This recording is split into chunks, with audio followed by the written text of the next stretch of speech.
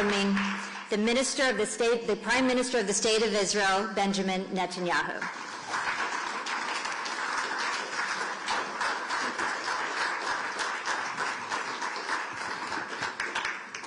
Thank you. Thank you, Betsy, William, Malcolm, the Eternal. Well, it's that time of the year again, and we meet here annually, and things obviously change, and mostly for the better, but we still have challenges. I just came back from the United States for a very important meeting with President Trump. Obviously, the focus was on Iran. The President is determined to exhaust the possibilities of achieving a deal which he believes can be achieved now because of the circumstances that have been created, the force projection, and the fact that, as he says, Iran must surely understand that they missed out last time, and he thinks there's a serious probability that they won't miss out this time. I will not hide from you that I express my skepticism of any deal with Iran because, frankly, Iran is reliable on one thing. They lie and they cheat.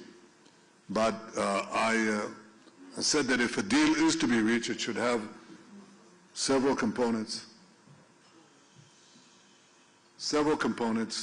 that we believe are important not only for the security of Israel, but for the security of the world. The United States, the region, the world. The first is that all enriched material has to leave Iran. The second is that there shall be no enrichment capability, not stopping the enrichment process, but dismantle the equipment and the infrastructure that allows you to enrich in the first place.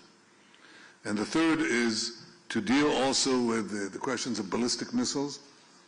There's an MTCR limitation of 300 kilometers, and Iran is supposed to adhere to it. Of course it doesn't, as the Rising Lion operation by itself manifested.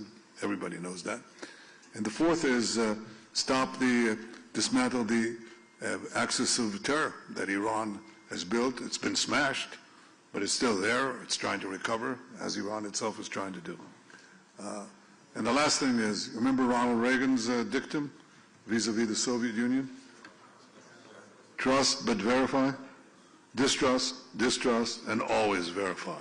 So there has to be real inspections, substantive inspections, no lead time inspections, but effective inspections for all of the above. These are the elements that we believe are important for the achievement of a deal, and I presented our position very clearly. We also spoke about Gaza. I think we set out when we went to, after we were massacred on October 7th, we set up three goals vis-a-vis Gaza. The first one was to return all the hostages. The second was to disarm or dismantle Hamas's military capabilities, and the third is to dismantle Hamas's governing capabilities. The first has been achieved with the help of the United States, and first of all with the help of our brave soldiers, our incomparably courageous soldiers.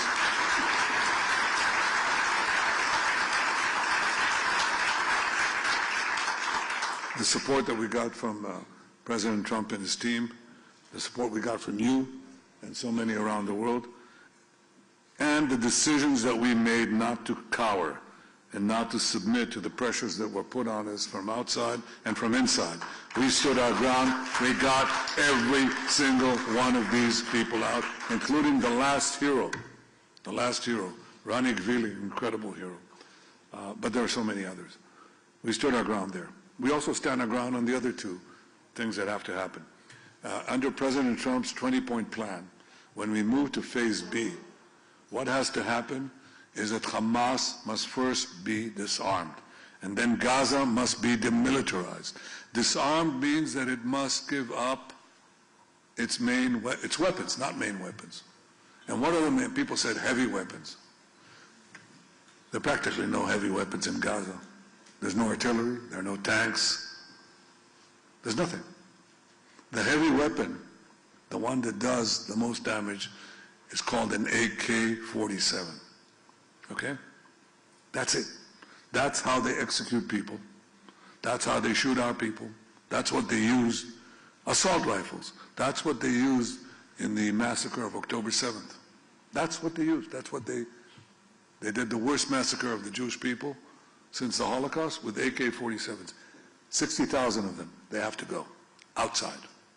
Obviously RPGs, rockets, and so on. But that's the main weapon, and that has to go. So first, disarm Hamas, and second, demilitarize Gaza. What does that mean? They still have tunnels there. We dismantled about 150 kilometers of 500 kilometers of tunnels. We have to complete the job.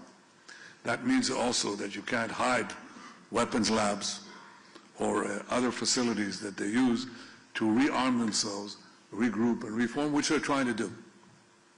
We're giving the president's plan a chance. Any